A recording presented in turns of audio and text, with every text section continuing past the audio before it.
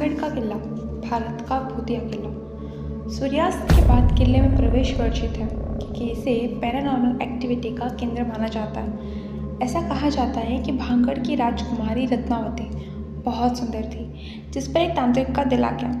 राजकुमारी जिस दुकान से इत्र ले जाती, तांत्रिक ने वहां से राजकुमारी को जाने वाले इत्र पर जादू कर दिया ताकि इत्र को लगाने वाला तांत्रिक के प्रेम के वश में हो जाएगा। राजकुमारी को जब इस बात की भनक लगी तो उन्होंने इत्र के शीशे को खिड़की से बाहर फेंक दिया, जो एक बड़ी से पत्थर पर जाकर गिरी और वो पत्थर या चट्टान तांत्रिक की तरफ आकर्षित हो गया, जिससे नीचे दबकर तांत्रिक की मौत हो गई और उसी तांत्रिक के शाप के कारण भांगड़ उजड़ गया। एक दूसरी कहानी ये भी है कि बाबा बालूनाथ वहाँ पे उनका तपस्या स्थल था, तो महल निर्माण के दौरान उन्होंने चेतावनी दी कि महल की छाया मेरे तपस्या स्थल पे या मेरी जो धुनी है वहाँ पे नहीं आनी चाहिए। लेकिन निर्माण के दौरान ऐसा हो गया और साधु के शाप के कारण भांगड़ उजड़ गया। कुछ लोगों का मानना है कि ये अकाल पड़ने के कारण हो। खैर, कहानी जो भी हो, लेकिन भांगड़ का किला एशिया का सबसे हॉन्टेड किला ज़रूर माना जाता है। इतनी सारी भांगड़ की कहानियाँ सुनने के बाद भी संजय और रॉकी को भांगड़ जाने की सोची और उन्होंने अपने दो दोस्त अनुज और सूरज को भी साथ ले लिया। जब वे चारों वहाँ पहुँचे तो गार्ड ने उन्हें शाम को 6 बजे से पहले बाहर आने की सख्त हिदायत दी, क्योंकि वो शाम के 4 बजे ही एंट्री कर रहे थे। 6 बजे तक आना थोड़ा मुश्किल था। फिर सर्दियों का वक्त था, इसलिए सूरज जल्दी ही अस्त होने वाला था। बाकी सभी टूरिस्ट बाहर भी निकल रहे थे। वहाँ उन्होंने बहुत सारी फ़ोटोज़ खींची, किले के अंदर भी घूमे। जब शाम के 6 बज रहे थे तो गार्ड ने सभी को बाहर निकाला। सूरज ने उन्हें 2000 रुपये दे के अपनी साइड कर लिया। फिर वे सभी किले में आराम से घूम रहे थे। वहाँ महल के सबसे ऊपर के कमरे में वे लोग चारों दोस्त मज़े से बैठे हुए बातें कर रहे थे। तभी रॉकी बोला कि मुझे तो बहुत भूख लग रही है, और उसने ऐसा कि अपने बैग से कुछ सैंडविचेस निकाले और सभी दोस्तों ने खाए। बातें करते हुए रात के 2 बज गए थे। चांदनी रात थी। हल्की हल्की रोशनी में जंगल सा वातावरण वहाँ पे थोड़ा डरावना लग रहा था। किले में लाइट नहीं है, इसलिए हॉन्टेड फील आना लाजमी था। जंगली जानवरों की रोने की आवाज़ के कारण भी माहौल हल्का सा डरावना बना हुआ था। लेकिन रॉकी बोला कि लोग खामखा डरते हैं। 2 बज गए हैं, हमें यहाँ पे आए, रात को बैठे, लेकिन कुछ हुआ ही नहीं। देखा, यहाँ कोई भूत आत्मा है ही नहीं। रॉकी का बस इतना कहना था। सूरज उठा और बोला कि चलो फिर चलते हैं, किले को पूरा घूम ही लेते रात को। और तभी वो धड़ाम से नीचे गिर गया, जैसे किसी ने उसे धक्का मारा।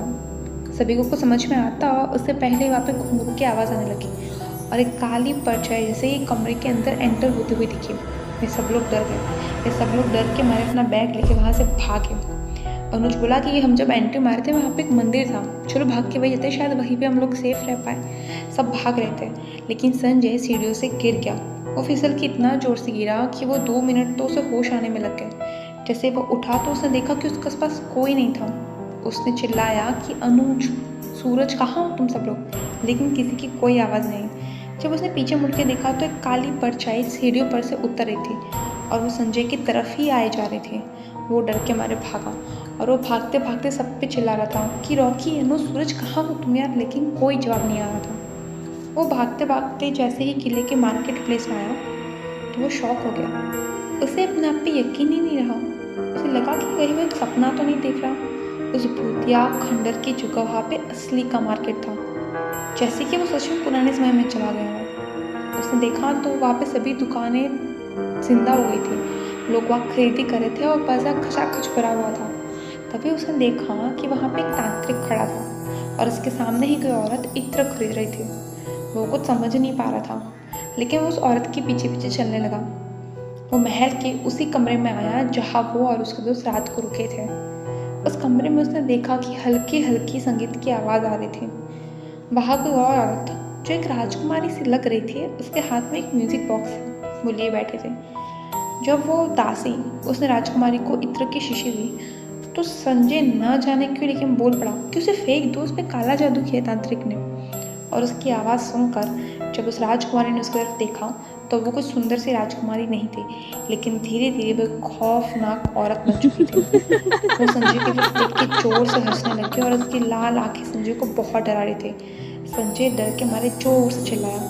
जैसे ही वो चिल्लाया तो उसने देखा कि वो जैसे उठ खड़ा हुआ है, वो भी किसी मंदिर में है और उसके सारे दोस्त उसके आसपास बैठे हैं। जैसे कि वो अभी भी होश में आया था तो संजय बोला कि वो वो तांत्रिक और वो राजकुमारी, वो मार्केट सब रियल है। चलो यहाँ से जल्दी चलते, वो सब रियल है। और 1 मिनट, मैं यहाँ कैसे आया?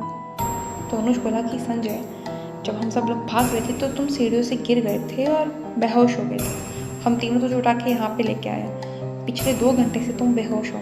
कोई तांत्रिक या कोई राजकुमारी, कोई मार्केट प्लेस हमने नहीं देखा। संजय को भी लगा कि मैंने अभी अभी जो देखा, क्या वो मेरा भ्रम था? अगर ये लोग मुझे कब से लेके आए तो शायद वो मेरा भ्रम ही हो सकता है। डर के मारे या फिर सीढ़ियों से गिरने के कारण हो सकता है कि मैं कुछ भी सोच रहा हूँ। पर सभी डरे हुए थे। संजय को भी ऐसा लग रहा था कि कोई उसे बुला रहा है, लेकिन वो चुपचाप बैठा था।